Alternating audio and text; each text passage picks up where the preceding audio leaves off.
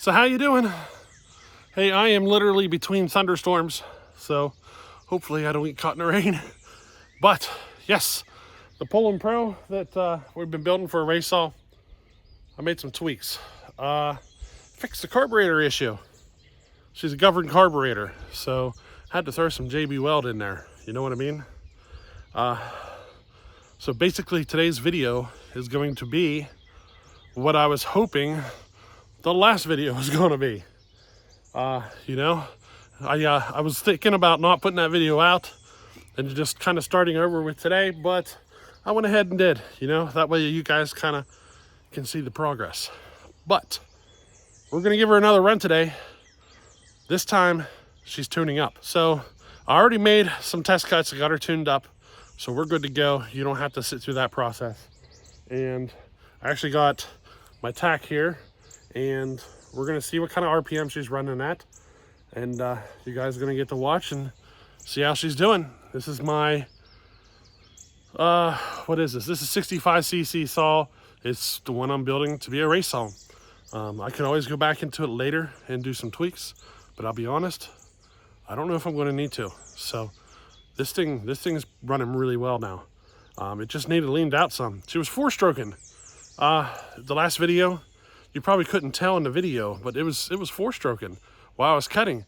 Not real heavy, just a little bit, just enough where you could hear it, or that I could hear it, which, it was fat in the tune.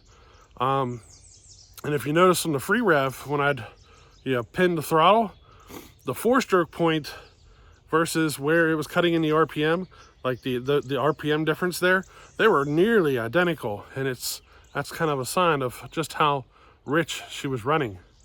So today she's tuned up.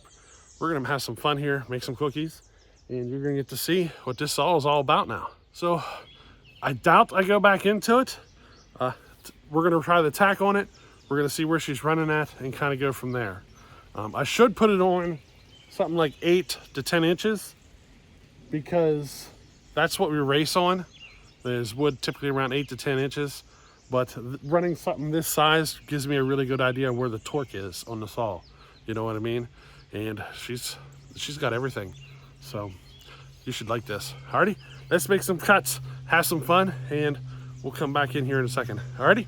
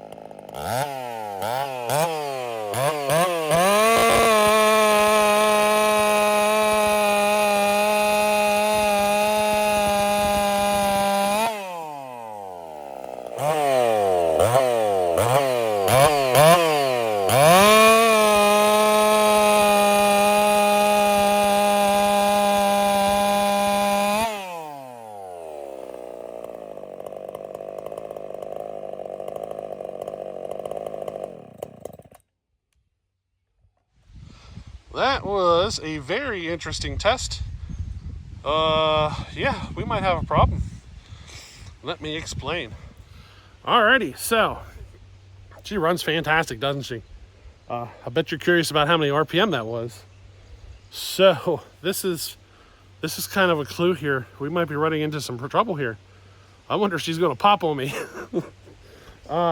So the first cuts were running at 13.4 in the cut. It was cutting at 13,400 RPM in the cut, those first couple of cuts. But as time went on, she started losing RPM. So it started out at 13.4, Then it started consistently cutting at like 12.7 for probably half of those cuts or more. And then it started dropping down to like 12.5, 12.2, down to those last like 2 or 3 cuts are probably running around 12.5, 12.2. So, is the salt eating itself right now in front of us, getting ready to blow up? Or is this just a situation where as the saw starts to build heat, it loses performance? She's cooking. I'm telling you, she is cooking. I'm quite pleased right now. We're gonna do this again. We'll do this exact same test and see if it does the same thing or if it comes in at like 12,000 RPM and just consistently starts losing power. Because that'll be a sign of that she's getting ready to blow up, you know what I mean? So, but if it goes back to where it was, like higher in the RPM, that's just because, you know, she runs a little richer as she's colder, and once it heats up, and you know, it starts thinning it out on you, leaning out on you, I should say, and you start losing power. So I might just need to fatten it up a little to help cool the motor down a little and get it more consistent. But 13.4 was quite fun for, you know, a 65cc saw at 13.4. That was interesting, wasn't it? What else? I think in the end we're going to end up running this saw probably around 12.7, 12.8 in the tune of it, just because of, I don't know, I don't want to run it that lean, you know.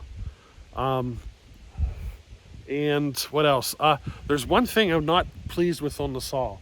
It's the throttle response. It's got like a hesitation in the throttle response. I tried fattening it and stuff. It just, there's like a little narrow window there when you hit the trigger. It kind of gives you a little hesitation before it takes off. It always takes off. It never kind of stalls out or nothing.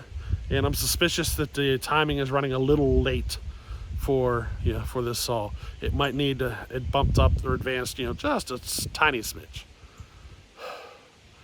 But yeah, hey, I just broke the 13,000 RPM barrier in that cut, or in those first couple of cuts, and it's not an easy task to do, I'll tell you. So yeah, hey, we enjoyed it, and hopefully she doesn't blow up on us. Even if it does, at least we got to see it happen, you know. And we'll be hunting down another cylinder. I wonder if a regular 370, or not really a 372, but like I'd have to run the 365 cylinder. I wonder if a 365 cylinder would go on that. This same bore and stroke, I bet you I could get one of them on there pretty easy. And you know, even if it does pop. So yeah, I think we're golden. In fact, I have one. I have a top end here for a 365. So it's the 48 millimeter top end. So even if it does pop on me, I could get up and going again, I think, pretty quick. So it'd be a nice learning experience, you know what I mean? So from here out, we're just checking to see if she pops on us, or if that's just literally the heat buildup that's causing me to lose power or anything like that, you know what I mean?